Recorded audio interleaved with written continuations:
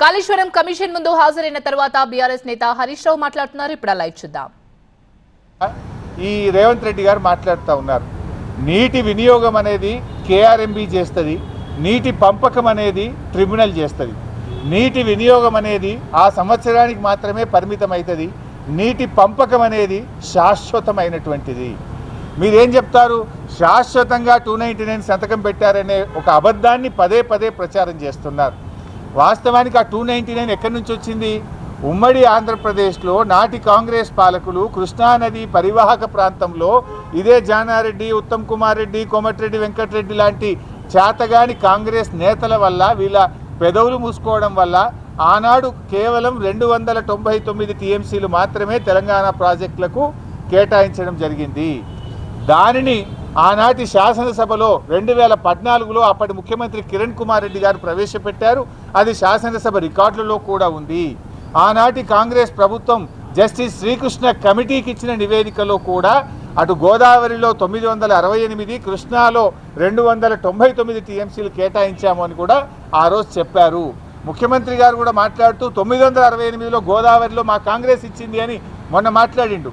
మరి కృష్ణాలో 299 ఇచ్చి అన్యాయం చేసింది అనేటువంటి విషయాన్ని దాచిపెట్టే ప్రయత్నం రేవంత్ రెడ్డి గారు చేశారు. బట్ అయినా ఇలా సింపుల్ క్వశ్చన్ అండి, చిన్న 10వ తరగతి పిల్లవాడిని అడిగినా చెప్తారు. స్ట్రైట్ అండ్ సింపుల్, అర్థం చేసుకోవడానికి చాలా సింపుల్. మరి శాశ్వత ఒప్పందం కేసీఆర్ చేసి ఉంటే సెక్షన్ 3 కోసం కేసీఆర్ ఎందుకు అడుగుతాడు? What is section 3? నీళ్లలో పునఃపంపిణీ చేయాలి. తెలంగాణ ఆంధ్రప్రదేశ్ మధ్య కృష్ణా నదీ జలాలను పునఃపంపిణీ చేయాలి. నది యొక్క పరివాహక ప్రాంతం ఆధారంగా నీళ్లు పంచాలని కేసీఆర్ అడిగిండు. ఎప్పుడు అడిగిండు కేసీఆర్? రాష్ట్రం ఏర్పడ్డ 42వ రోజు అడిగిండు. జూలై 12వ తేదీ నాడు ఢిల్లీలో సెక్షన్ 3 కింద నీళ్లు పంపిణీ చేయండి, మాకు 299 ఇచ్చి అన్యాయం చేశారు, మా తెలంగాణకు 69% నదీ పరివాహక ప్రాంతం ఆధారంగా నీళ్లు కేటాయించాల్సిందే, ఇది మా హక్కు అని కేసీఆర్ రాష్ట్రం ఏర్పడ్డ 42వ రోజు వేశాడు. మరి నేను అడుగుతున్నా, 299కి శాశ్వతంగా ఒప్పుకుంటే సెక్షన్ 3 ఎందుకు అడుగుతాడు? సెక్షన్ 3 విషయంలో ఉమాభారతి గారిని స్వయంగా కలిశారు, గడ్కరీ గారిని స్వయంగా కలిశారు, షెకావత్ గారిని కలిశారు, ప్రధానమంత్రిని కూడా కలిశారు. పలుమార్లు పోరాటం చేసి సుప్రీంకోర్టు గడప దొక్కి కేంద్రం మెడలు వంచి సెక్షన్ 3 సాధించింది కేసీఆర్. సో ఇవాళ రేవంత్ రెడ్డి అర్థం చేసుకోవాల్సింది ఏంటంటే, నీటి పంపకం అనేటువంటిది ట్రిబ్యునల్ చేస్తుంది, ఆ ట్రిబ్యునల్ను సాధించింది కేసీఆర్. ఈరోజు మనకు 763 టీఎంసీల కోసం మన న్యాయవాదులు, మన ఇరిగేషన్ శాఖ పోరాటం చేస్తుంది. దాని మీద మీరు దృష్టి పెట్టాలని చెప్పి నేను కోరుతా ఉన్నా. మీల బోర్డు అనేటువంటిది తాత్కాలిక నీటి వినియోగం మాత్రమే నిర్ణయిస్తుంది. ఇదే రేవంత్ రెడ్డి ప్రభుత్వం వచ్చి ఇప్పుడు 20 నెలలు అయింది. వీళ్ళు కూడా ఇదే రేవంత్ రెడ్డి సంతకం పెట్టి వచ్చిండు 66, 34కు ఓకే. మరి 2024-25 సంవత్సరంలో 299 టీఎంసీలు చాలని, 34% చాలని ఉత్తమ్ కుమార్ రెడ్డి, రేవంత్ రెడ్డి సంతకం పెట్టి వచ్చిండ్రు. మీరు ఎట్లా సంతకం పెట్టిండ్రు మరి? అంటే అది ఆ వాటర్ ఇయర్కు తాత్కాలిక ఒప్పందము. ట్రిబ్యునల్ ముందు అవార్డు పైన ఈరోజు ఆర్గ్యుమెంట్స్ అయిపోయినాయి, ఇంకొక 6 నెలల అవార్డు వస్తుంది. ఇలా కేసీఆర్ సాధించిండు. మీరు మంచి వాదనలు వినిపిస్తే 5-6 నెలల్లో కృష్ణా నదిలో మనకు బ్రహ్మాండమైన వాటా రాబోతా ఉంది. నేను అందువల్లనే మీతో కోరేది, ఆలోచించి ఇప్పుడు మంచి వాదనలు వినిపించి మీరు కృష్ణా నదిలో మన వాటాను సాధించండి. అనవసరంగా అహంకారంతోనో వెటకారంను చాలించండి.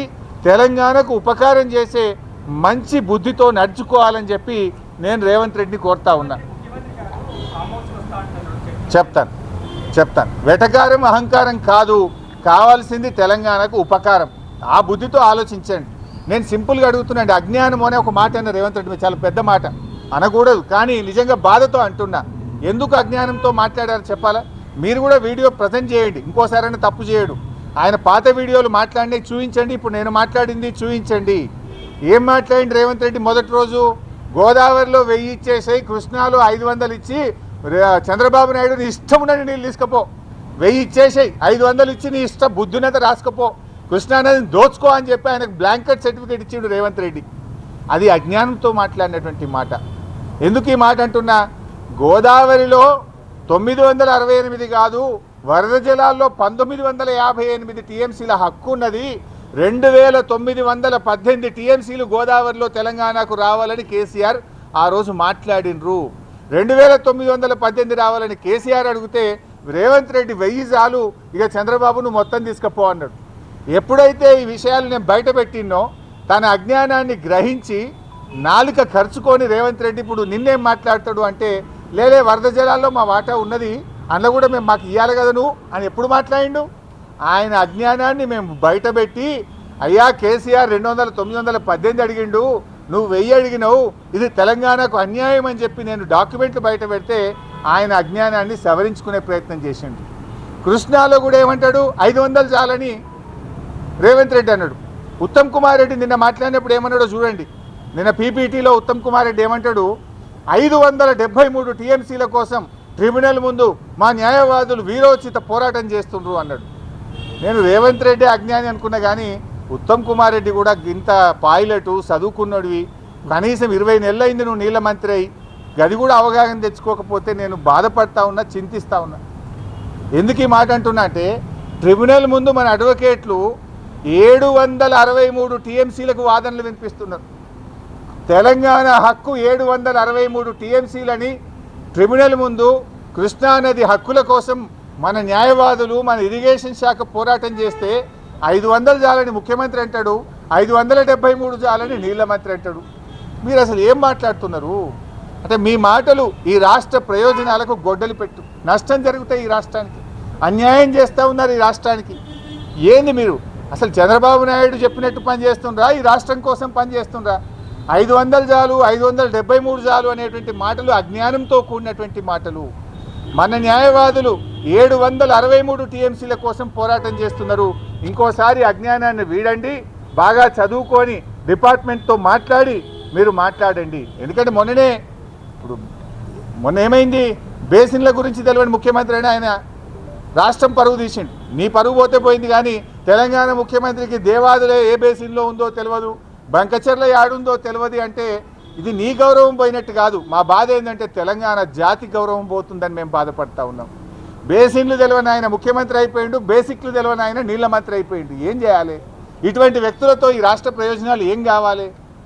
బేసిక్ ఏం తెలియదు అంటున్నా, నువ్వు 20 నెలలైంది నీళ్ళ మంత్రి అయి, కొత్తకు కూడా కాలేదు. 763 టీఎంసీల కోసం నీటిపారుదల శాఖ ట్రిబ్యునల్ ముందు అఫిడవిట్లు వేసి వాదనలు వినిపిస్తుంటే నేను పోయొచ్చిన అంటాడు ఇంకిన, మరి ఈయననేమో 573 చాలంటాడు. ఇది చాలా బాధతో నేను మాట్లాడుతూ ఉన్నా. ఇంకో మాట అన్న అతి తెలివితేటలు అని, ఇది అజ్ఞానం గురించి చెప్పిన, ఇక అతి తెలివి గురించి కూడా చెప్పాలి. అంటే రేవంత్ రెడ్డి ఏమనుకుంటు, నాకే తెలివి ఉంది, జనాలకు లేదు, నేను ఏం చెప్తా జనం నమ్ముతారు అని అనుకుంటుంటారు. నిన్న ఆయన మాట్లాడుతూ ఒక మాట ఏమంటాడు అంటే, అతి తెలివి మాటలు ఏం మాట్లాడిందంటే, నిన్న ఉమ్మడి ఆంధ్రప్రదేశ్లో మేము 54 లక్షల ఎకరాలకు నీళ్ళు ఇచ్చినాం, అప్పుడు అయిన ఖర్చు 91,000 ఎంతో అన్నాడు ఎకరానికి, 93,000 కోట్లు అన్నాడు. 54 లక్షల ఎకరాలకు నీళ్ళు ఇచ్చినా అన్నాడు. ఎంత బాధ కలుగుతుందంటే, ఆ 54 లక్షలు ఏం కలిపిండో తెలుసావే? రేవంత్ రెడ్డి తాత పుట్టకముందు గట్టిని కూడా కలుపుకున్నాడు. నాయన కాదు, రేవంత్ రెడ్డి కాదు, ఆయన పుట్టకముందు, ఆయన నాయన పుట్టకముందు, ఆయన తాత పుట్టకముందు, ఆయన ముత్తాత పుట్టకముందు కట్టిన ప్రాజెక్ట్స్ కూడా కలుపుకున్నాడు. ఏంటిది? 400 ఏండ్ల కింద కాకతీయ రెడ్డి రాజులు కట్టించిన చెరువులు కూడా ఉమ్మడి కాంగ్రెస్ పార్టీ చేసిందట ఉమ్మడి ఆంధ్రప్రదేశ్లో.